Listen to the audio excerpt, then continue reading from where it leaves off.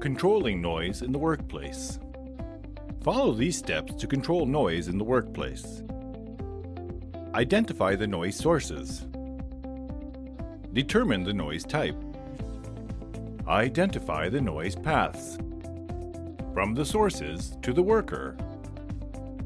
Determine the noise level of each source. Determine the relative contribution of each source to the excessive noise. And rank the source accordingly. Control the dominant source first. Identify possible solutions such as eliminate the noise source, substitute with a quieter source, apply engineering modifications such as damping or covering, use administrative controls such as reducing the length of exposure to the noise with, for example, other tasks.